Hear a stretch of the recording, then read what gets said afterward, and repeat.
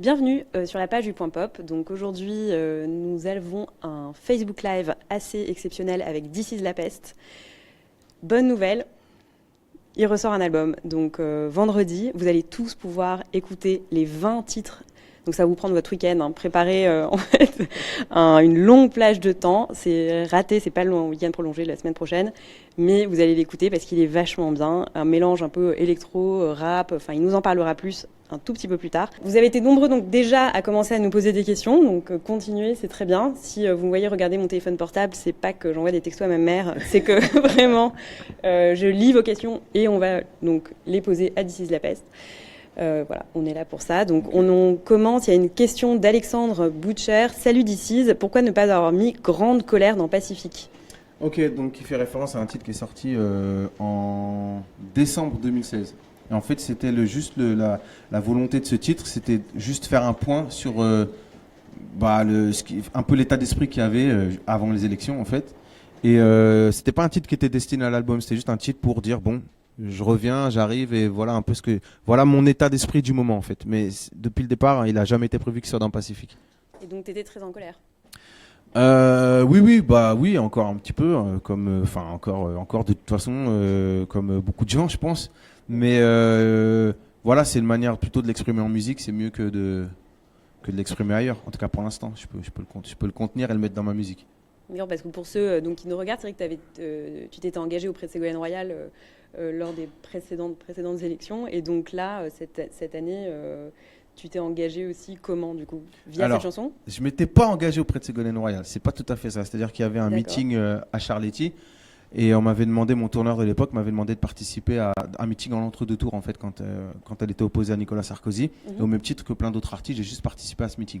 Mais je ne me suis pas engagé auprès de Ségolène Royal. Enfin, pour Ségolène Royal. C'était juste un concert. Et je le regrette un peu parce que je pense que ça fait partie un petit peu de la vision un petit peu parfois cynique qu'on a, que certains politiques ont, en se disant bon bah si j'ai un rappeur, c'est-à-dire que je vais toucher les quartiers, si j'ai un chanteur de la chanson française, c'est-à-dire que je vais toucher les bobos et tout ça et tout. Je pense que c'est des espèces de calculs qui sont un peu bêtes et du coup je suis complètement déniaisé par rapport à ça et plus jamais. Déniaisé. Elle est marrante cette expression. Une autre question donc, de Samuel Dupé. Merci pour ta question. Pourquoi ce virage rap électro qui est très bon d'ailleurs ? Merci. En fait, c'est marrant parce que souvent les gens ils disent pourquoi ce virage-ci, pourquoi ce virage ça, pourquoi tu as essayé ici. En fait, c'est ce que je fais depuis le début. En fait, j'ai toujours essayé de faire plein de choses. Déjà sur mon premier album, il y avait un morceau par exemple qui était je parle de ça il y a 15 ans sur l'album Le Poisson Rouge, qui était très inspiré musique africaine et notamment la musique sénégalaise, donc du côté de, ma moitié en fait, parce que mon papa est sénégalais. Après, j'ai fait un album rock. J'avais déjà fait du rap avec de l'électro avec Grums. Donc du coup, c'est pas un virage en fait. Sinon, on peut dire que dans ma carrière, il n'y a que des virages. C'est mieux qu'il y ait que des virages, parce que si je suis que dans un rond-point, c'est-à-dire que je tourne en rond. Mais c'est pas ça. J'y vais tout droit, mais voilà, je prends des virages. Un coup, j'ai envie de faire ça, un coup, j'ai envie de faire ça, un coup, j'ai envie de faire ça. Et puis parfois, tu changes même de nom. Oui, ça par contre, ça c'est bizarre par contre. On peut en parler. Oui, on peut en parler. Non, en fait, je pense que de la même manière que tu vois dans Splash, je dis j'en peux plus de ces codes, j'en peux plus de ces cases, j'en peux plus de ces dogmes, j'en peux plus de ces castes. C'est que il y a un truc que je déplore dans ce pays, c'est que on est censé être une communauté, liberté, égalité, fraternité, et puis on est tous derrière cette enseigne. Contrairement au modèle anglo-saxon qui lui est plutôt dans le communautarisme. Pourtant, j'ai l'impression qu'il y a vraiment, en tout cas, un espèce de communautarisme latent dans notre pays et qu'on retrouve à plein de niveaux dans notre société. Et par exemple, un rappeur, ça doit correspondre à tel cahier des charges, un rocker, tel cahier des charges, alors que c'est de la musique. Moi, ça veut dire quoi correspondre à un rappeur ? Je ne sais pas ce que ça veut dire en fait. Moi, je suis un être humain, j'exprime mes émotions. Si pour les exprimer, il faut que ça passe à un moment par une pulse qui est plus électro, bah, je vais choisir ça. Je ne vais pas me dire ah non, ça ne correspond pas à ton corps de métier. Il faut que tu exprimes ça dans le précaré dans lequel tu es obligé de t'exprimer. Donc voilà. Mais parce que tu as fait aussi t'es même sorti carrément de la musique, parce que tu as fait aussi des livres, du théâtre, du cinéma. C'est ça. Il te reste quoi sur la liste ? Bah justement, j'ai pas de liste. C'est juste qu'il y a des choses, tu vois, que je peux exprimer dans un roman que je pourrais pas exprimer en chanson, parce que c'est un processus littéraire qui est beaucoup plus long, ou dans lequel tu peux mettre plus de choses. Et puis bah voilà, t'es pas assujetti à une musique.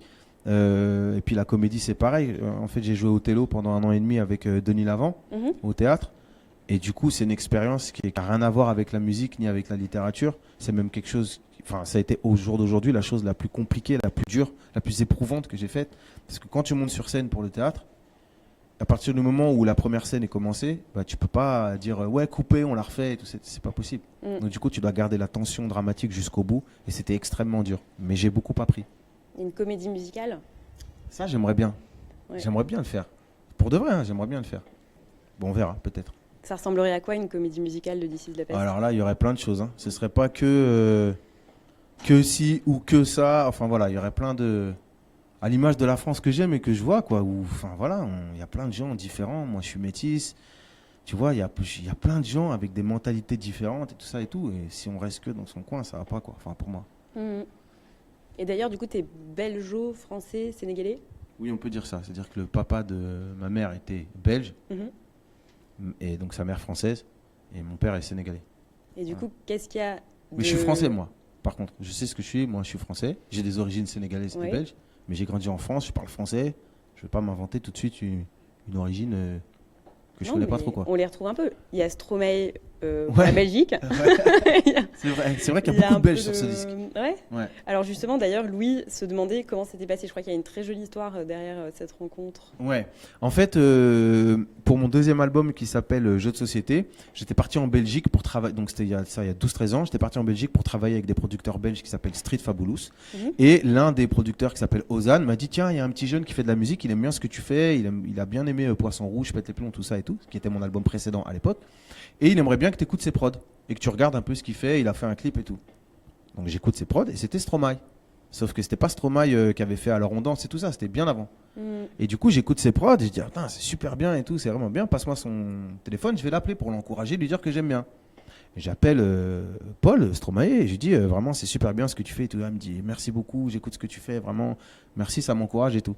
Et puis 5 ans après, je sais pas ce qui s'est passé, il est tombé dans la potion magique ou je sais pas quoi. Et donc après, je l'ai croisé sur 2-3 dates. Et puis je lui ai dit, et il m'a dit oui, tu sais que tu es le premier artiste qui était connu, qui m'a encouragé à l'époque et du coup il s'en rappelait. Et donc là pour cet album je l'ai appelé, on a travaillé ensemble et c'était juste un pur bonheur d'être en studio avec lui, quoi. Et du coup comment ça s'est passé justement la collaboration?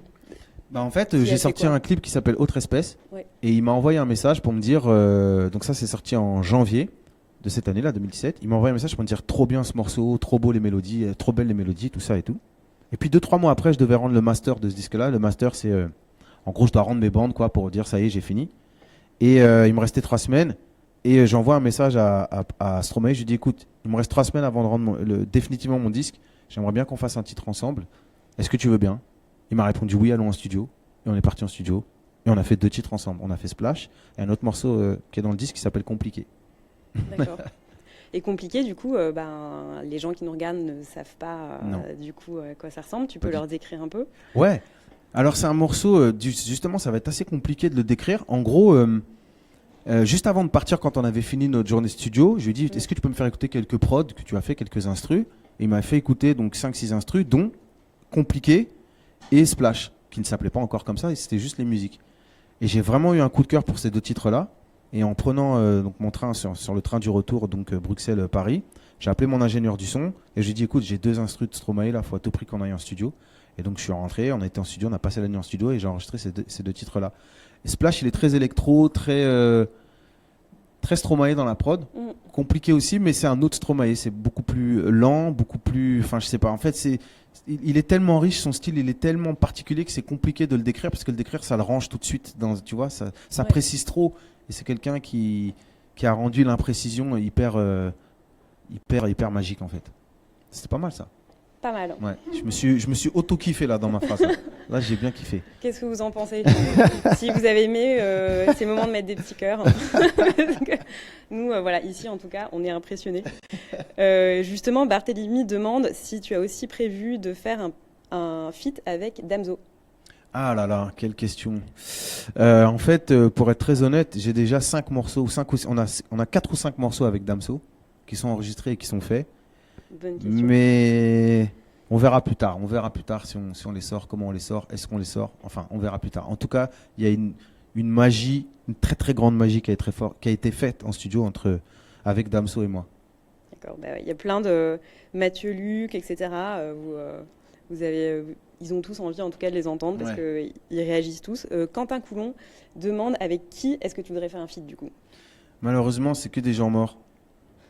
Je suis désolé, hein, je veux pas mettre un coup de. Il fait beau, on est bien et tout, mais Bon, les gens qui me donnent des frissons, moi, c'est Marvin Gaye, c'est Nina Simone, c'est ces gens-là. J'aimerais beaucoup, beaucoup, beaucoup, beaucoup. Après, bon, il faut quand même citer les vivants et Alain Souchon, que j'aimerais beaucoup. Et c'est pour ça que je l'ai un peu fait de manière détournée, parce que sur le disque, il y a un morceau qui s'appelle Quand je serai KO, qui est une reprise d'Alain Souchon en fait. C'est un morceau que j'ai beaucoup écouté et qui me touche beaucoup, particulièrement pour ce disque-là, à cette période de ma vie. Et je l'ai repris dans le disque. Et donc voilà, c'est un peu une manière de faire un featuring avec Alain Souchon, un petit peu. mais tu lui as demandé? Ah oui, je lui ai demandé l'autorisation, bien sûr. Mais Ah non, de faire même un non, feat j'ai avec pas lui. demandé, non, Ah. j'ai pas osé. Bon J'ai pas bah, osé. Ouais, vous voyez va pas mon envoyer. clin d'œil, mais je vous fais un gros clin d'œil là. voilà. Alain Souchon, Si tu nous entends. Je crois qu'il y a un gros appel du pied numérique. Mélie Bams demande Salut DC's, on voit souvent ta famille et tes proches dans tes clips. Je peux même dire qu'ils sont d'ailleurs ici, Ouais. ils t'ont regardé. Ouais. Pourquoi? Alors, on les a beaucoup vus, surtout sur la période lucide, extra-lucide, enfin sur la trilogie. C'est pas pour, comment dire, c'est pas pour faire l'artiste, en gros, comme les hommes politiques qui affichent leur famille comme dans Paris Match et tout ça et tout. C'est pas pour ça. C'est que en gros, j'aime bien, c'est ce qu'on appelle être iconoclaste, je crois. Je crois que c'est ça. C'est-à-dire, en gros, l'image qu'on donne du mec de quartier, c'est souvent quelqu'un d'hyper individualiste, enfin qu'on donne et qu'il donne de lui-même, hein, hyper individualiste, tout ça, tout pour moi, tout ça et tout truc. Et du coup, moi, c'est un modèle qui me correspond moins, en tout cas. Et du coup, bah, à travers le fait de montrer que bah non, tu peux être cool avec ta famille et tout ça et tout, et venir d'un quartier et avoir aussi une vie de famille, c'était en sous-texte, de manière artistique toujours, pas du tout pour donner des leçons, mais de manière artistique, parce que c'est toujours inclus dans des clips qui sont hyper avec des métaphores et tout ça. Bah, c'est une manière de montrer qu'il y a un autre modèle aussi qui est possible, tout simplement. Voilà. D'accord, ben, bonne réponse. Mais est-ce que du coup, comme Révélo le demandait avant, est-ce que le rap, c'était mieux avant? Ah non, je déteste cette phrase. Je suis désolé. Révélo, il s'appelle? Ouais, Révélo, je suis désolé. Je déteste cette phrase. Enfin, je dis pas qu'il a dit ça. Je ne sais pas ce qu'il en pense. Mais en tout cas, moi, je pense pas. Parce que déjà, le rap d'avant, tu peux toujours l'écouter maintenant. Encore plus aujourd'hui avec le streaming et tout. Donc, si t'aimais le rap des années 90, bah, t'arrêtes de nous embêter et puis t'écoutes que ce rap-là. Déjà, t'as la possibilité de le faire. Et surtout, il y a quelque chose que je comprends pas dans ce discours-là. Ça veut dire que, en fait, c'est hyper égoïste comme vision. Parce que moi, dans les années 90, les mecs qui avaient connu le rap dans les années 80, ils disaient le rap c'était mieux dans les années 80. Donc pour moi, c'est un peu un discours un peu de vieux con, passez mon expression. Et la musique, elle avance, elle est là. Et voilà, enfin, voilà quoi. Tout mais simplement. pourtant, il y a, je vais pas dévoiler ce qu'il y a sur l'album que vous entendrez vendredi, mais il y a une sorte de petit hommage à NTM quelque part, En dans fait, une des chansons. oui, c'est pas un hommage, c'est-à-dire que c'est Hamza, qui est un autre belge, qui est un chanteur belge très fort d'ailleurs, avec un sens mélodique hyper puissant, qui d'ailleurs est plus jeune que moi, et qui lui a décidé dans notre featuring, donc c'est un morceau qui s'appelle Marquise, de reprendre un passage de Ma Benz de NTM. Tu vois, mais c'est lui qui a voulu le faire et tout. Mais c'est pas forcément un hommage, c'est juste que lui, il a senti le truc, ça sonnait bien, ça passait bien dans le truc, donc on l'a gardé. Donc ça n'a rien à voir avec votre histoire en fait, parce que toi, tu as une histoire avec eux en fait. Un petit peu avec Joey Star, ouais. C'est-à-dire qu'il avait une émission sur une radio qui s'appelle, une émission qui s'appelle Sky BOSS. Et à l'époque, c'était le seul, entre guillemets, un des seuls moyens de se faire connaître. Et pendant 2 heures, il passait du rap français. Et moi, j'écoutais cette émission-là en rêvant qu'on diffuse ma musique dans cette émission-là. Puis un jour, j'ai sorti un vinyle. Et puis, en écoutant l'émission, j'ai entendu Joey Star qui criait. Et vous savez très bien que Joey Star, c'est très très bien crié. Qui criait mon nom et mon son et qui chantait les paroles dans son émission. Et là, on est vraiment dans le stéréotype de l'artiste, comme tous les artistes qui ont réussi à réussir, si on peut dire, ont vécu ça. C'est-à-dire quand tu t'entends pour la première fois dans la radio que tu écoutes. C'est une espèce de mise en abîme qui est complètement folle et qui provoque un truc de ouf. Ben moi, ça s'est fait avec Joey Star. Et t'as réagi comment justement? J'avais littéralement sauté dans ma chambre tout seul, sur mon lit. Je sautais partout, j'étais comme un ouf, je criais. C'est vraiment, pour moi, je le vois comme un, je sais pas moi, comme un espèce de boxeur qui se prépare et qui gagne son combat, ou quelqu'un qui fait du saut à la perche et qui, pour la première fois, dépasse les 6 mètres qu'il a essayé pendant toute sa vie, quoi. Il y a un espèce de sentiment une explosion de joie comme ça qui fait du bien. On aurait bien voulu voir ça. Et Max demande quel est ton son préféré. Alors de quoi? De où? Parce que ça peut être le son d'un oiseau, ça peut être le son de la mer, ça peut être... Non mais c'est vrai, je sais pas moi. Max, faut que tu précises là. Je suis désolé Max. Max, on attend. Il dit ton son préféré et pourquoi? Oui, mais quel type de son? Oui, tu n'as pas compris Max. Ton son, c'est-à-dire un morceau, enfin, peut-être qu'il va revenir. En tout cas, Mathieu a une question peut-être un tout petit peu plus précise, mais Max, n'hésite pas à préciser ta question. Voilà. C'est quoi la playlist de This Is en ce moment? Oh ça, là, c'est clair. La playlist. Bah, vu qu'on prépare l'été, je vais être dans le classique, hein. Et en ce moment, j'écoute Waiting in Vain de Marvin Gaye, beaucoup. Qu'est-ce que j'écoute d'autre? J'écoute The Japanese House. C'est un groupe un peu, j'allais dire, rock électro alternatif. Voilà. Il fait une musique hyper doucereuse, super belle comme ça. Et puis j'écoute beaucoup le dernier album de Kendrick Lamar qui s'appelle Damn. Et notamment un morceau qui s'appelle Love, qui est juste magnifique. Voilà. Pas mal. Bon, bah voilà, vous savez ce qu'il écoute dans son téléphone, parce qu'il écoute la musique dans son téléphone, il nous l'a dit avant de commencer. Et Quentin demande justement quand sera ton prochain concert, parce qu'il est à l'Élysée-Montmartre et il a trouvé ça absolument dingue. Merci Quentin. Mon prochain concert à Paris, je l'annonce, c'est la première fois que je le dis là, c'est vrai, c'est réel, c'est une exclue pour le point. J'ai pas les mains, il fallait répondre mais l'intention est. C'est le 6 décembre à l'Olympia. Donc ça y est, c'est confirmé. Donc je fais le 6 décembre à l'Olympia. Et puis il y a une tournée qui est en train de se mettre en place. Parce que je vous garantis que la manière dont j'ai travaillé ce disque-là, c'est-à-dire que c'est un univers fort qu'on va retrouver sur scène. C'est-à-dire que enfin voilà, il y a plein de surprises. C'est vraiment un univers que je veux installer. Et pas juste qu'on dise ouais, je vais à un concert, je vais regarder This Is et je rentre chez moi. Non, il faut, comme dans un bouquin ou comme dans un film ou comme dans une pièce de théâtre, il faut que ça transperce. D'accord, oui, parce que justement, Pacifique, il y a quand même un vrai... entre Splash, le titre de l'album, donc Poisson étrange, etc., il y a un thème aquatique qui est... Oui, qui est là. Alors, je pense que tu voudrais que j'explique. Oui. Mais en fait, je vais vous dire, j'ai pas trop envie d'expliquer. Et je vais vous dire pourquoi. D'accord. Parce que, en gros, c'est vraiment un univers particulier. Et j'ai envie que les gens, ils se le prennent, si on peut dire. Mais pas comme moi j'ai envie, comme eux, ils ont envie. C'est-à-dire que moi, j'ai placé des choses qui, moi, me parlent et me font du bien. Mais il y a de la place pour les gens qui vont l'écouter, pour eux-mêmes interpréter les choses comme eux, ils ont envie par rapport à leur vie, leurs émotions, ce qu'ils vivent en ce moment et tout. Et c'est juste ce que je peux dire, c'est que les vagues, cette espèce de va-et-vient, pour moi, c'est une métaphore des émotions. C'est-à-dire que tu n'es pas constamment énervé. Tu ne peux pas être dans un énervement constant ou dans un bonheur constant. Ou sinon, tu te mens à toi-même. Donc, du coup, les vagues, c'est ça. C'est cette espèce de va-et-vient des émotions. Voilà. C'est beau. On est ému. Quelle belle. Rien à voir, mais Adrien demande si tu aimes les mangas et si oui, lesquels. Alors, je pourrais pas dire que je suis un expert en manga, mais il y a un manga, moi, qui m'a complètement vrillé la tête et que vraiment j'aime beaucoup, c'est Akira. C'est-à-dire que Akira, déjà, c'est sublime. L'écriture, la métaphore par rapport à ce qui s'est passé à Hiroshima et Nagasaki, enfin, c'est magnifique. Voilà, moi, c'est Akira. Si je dois en citer un, c'est Akira. D'accord, vous allez en librairie. Naël au calme, j'écris Noël au calme, demande quel est ton album préféré dans toute ta discographie. Mon album préféré, alors à chaque fois, quand je vais répondre, il y en a, ils vont dire ah mais oui, mais c'est normal, il veut nous vendre sa sauce et tout. Non, mais je vous garantis que c'est Pacifique. Mais si on m'avait posé cette question-là, donc quand je dis Pacifique, c'est cet album-là. Si on m'avait posé cette question-là sur l'album précédent, j'aurais dit que c'était l'album précédent. En fait, j'essaie à chaque fois de donner le meilleur de moi-même sur le disque que je suis en train de faire. Mais là, je suis vraiment allé loin. C'est-à-dire que ça a été un disque qui a été très dur à faire pour plein de raisons. Mais j'ai pas lâché le steak, comme on dit. J'ai pas lâché l'affaire. Je suis allé au bout de mes idées. Et c'est pour ça que je suis vraiment, vraiment très, très, très, très fier de ce disque-là. Rien que pour ça. Mais il est très beau d'ailleurs, il est très cohérent, il s'écoute vraiment, pourtant 20 morceaux, donc justement on en parlait, c'est très rare d'avoir 20 morceaux dans un album, mais il s'écoute un peu d'une traite, comme une continuité. Pourquoi avoir fait autant de morceaux? Tu avais tellement de choses à dire. Oui, j'avais beaucoup de choses à dire, et encore j'en ai fait peut-être une quarantaine pour cet album-là.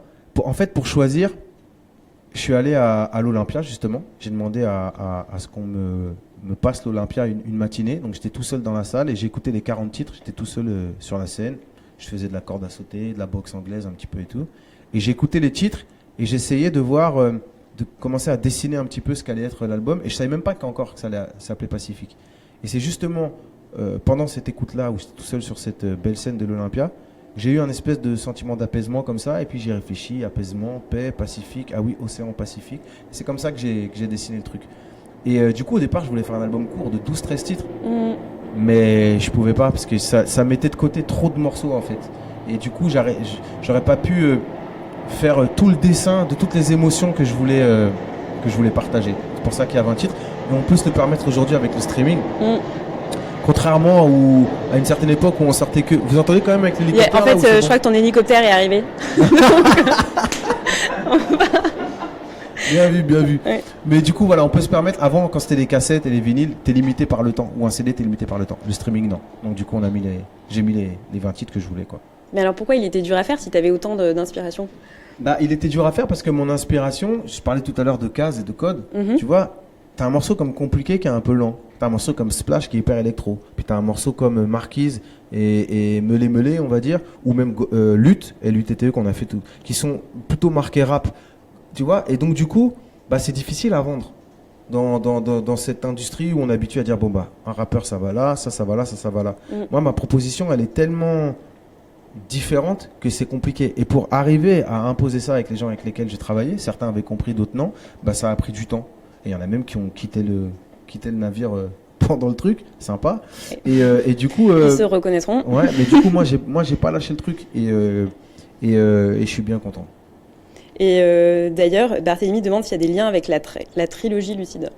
Bah, le lien, pour moi, il y a un lien. C'est-à-dire qu'entre la trilogie Lucide, donc ça fait référence à 3 albums, une trilogie, donc j'ai sorti il y a 3-4 ans. Il y a eu un album qui s'appelle Rap Machine, qui lui n'avait aucun lien avec la trilogie Lucide parce que c'était un petit peu un retour aux choses, au rap un petit peu. En tout cas, il y avait un espèce de regard sur le rap à l'époque où moi j'ai commencé le rap, donc dans les années 90. Sur Pacifique, il y a une espèce de lien dans les textures en fait, c'est-à-dire dans cette espèce de proposition musicale qui m'est particulière dans des titres comme par exemple, il y en a, ils vont reconnaître comme Fête foraine par exemple, c'est un titre qui était sur Extra Lucide ou L'amour est porté disparu, des titres comme ça qui sont un peu des espèces de titres hybrides où l'émotion elle est très très très très forte et où il y a un peu plus de chant, c'est un peu plus c'est des textures différentes en tout cas. Donc il y a cette recherche-là qui est poussée vraiment beaucoup sur Pacifique. Et est-ce que justement, avec tes autres corps de métier, entre guillemets, donc aussi bien le jeu comme l'écriture, du coup, ça t'écris encore aussi un roman, tu travailles aussi sur un film. Est-ce que tout ça, c'est comme un travail, oui. Le même type de travail? Oui, c'est le même type de travail et je me sers de ce que j'ai fait pour enrichir ce que je propose. C'est-à-dire qu'on prend le clip de Splash, par exemple, où je me mets en scène dans un père hyper dépressif, toxicomane, qui est complètement bouffé par la vie et qui ne s'occupe plus de l'enfant qui est à côté de lui. C'est quelque chose que j'aurais pas osé faire avant. Parce que j'aurais dit, ouais, mais tu vas mettre ton image en danger, attends, mais comment ça? Est-ce que les gens vont faire le distinguo entre, mais c'est d'ici, c'est pas d'ici? Du coup, le fait d'être passé par le théâtre et d'incarner un personnage qui devient fou, comme Othello, ça m'a permis de m'extraire, en fait, si on peut dire, de moi-même et de proposer ça tout en restant entier et authentique. Parce que j'ai fait appel à des choses sombres qu'il y a en moi aussi pour pouvoir jouer ça. Donc du coup, je me sers à chaque fois donc là, pour ce que je vais faire après, je me servirai, je pense, de l'expérience de Pacifique, que ce soit pour mon prochain roman ou peut-être pour du cinéma, s'il y a un truc qui vient et tout ça. Je me servirai de tout ce que j'ai vécu à l'intérieur et à l'extérieur de cet album-là. Et une autre question, qu'est-ce que tu penses de PNL? C'est marrant ça, les gens, ils demandent toujours aux artistes qui pensent des autres artistes. En fait, je pense qu'ils veulent un peu du clash. Non, je pense pas que c'est ça. Je pense qu'il y a aussi, on est beaucoup dans l'époque et la psychologie de la validation. C'est-à-dire qu'il y a beaucoup de gens qui espèrent, par exemple, je pense que la personne qui me pose cette question-là aime bien ce que je fais, aime bien aussi PNL et aimerait savoir si moi aussi j'ai les mêmes goûts que lui. Mais je pense que c'est pas important. C'est-à-dire que tu peux aimer PNL, aimer D6, tu peux aimer un tel. Tu vois, c'est pas important. Donc c'est pas de la langue de bois pour pas répondre parce que PNL, moi, c'est des gens qui viennent de chez moi. Vraiment de chez moi, c'est-à-dire du 91. Et donc, rien que pour ça, je suis content. Tu vois, rien que pour ça, je suis content. Après, moi, je suis un joueur, je suis pas un commentateur. C'est comme au foot. Tu vois, j'aime pas les joueurs qui deviennent commentateurs. Je préfère les joueurs comme Zidane qui continuent à jouer d'une autre manière et qui gagnent la Ligue des Champions. Tu vois, c'est ça que j'aime bien. Tu vois, plutôt que les joueurs qui deviennent commentateurs qui disent non, t'aurais pas dû jouer comme ça, tu devrais jouer comme ça et tout. Moi, personnellement, c'est pas mon délire. Mais donc, pourtant, Willy dit justement que oui, tu réponds pas. Oui, je réponds pas. C'est exactement ça. Tu as très bien compris. Je réponds pas. Mais moi, au moins, j'ai l'honnêteté de le dire. Tu vois, il y a des hommes politiques qui répondent pas et ils te font, enfin, plutôt, oui, ils répondent pas, ils font croire qu'ils répondent. Voilà. C'est vrai ou pas? C'est vrai. Eh ben voilà. Moi, je suis pas un homme politique. Fair enough. Non, marqué. T'as marqué un point. Yo le ghetto demande pourquoi la peste.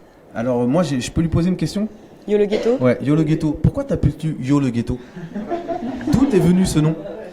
Pourquoi la peste? En fait, c'est les gens avec qui je travaillais à l'époque, quand j'ai commencé, qui ont rajouté la peste à mon nom. Parce que comme vous avez pu le voir, je suis parfois un petit peu taquin. Et donc, ils ont rajouté la peste, tout simplement. C'est, je sais pas, t'attendais peut-être quelque chose d'autre. Je sais pas, mais en tout cas, c'est une bonne réponse. Et t'es toujours dans le 91? Oui, je suis toujours dans le 91. Mais est-ce si important? Ben justement. L'endroit où l'on est, où l'on vit, est-ce que c'est vraiment, vraiment important? Donc, est-ce que c'est important pour toi? Pour moi, c'est pas du tout important. Tu vois, c'est pas du tout important. C'est-à-dire, tu viens d'où? Qu'est-ce que tu fais dans la vie? Tout ça et tout, c'est des choses...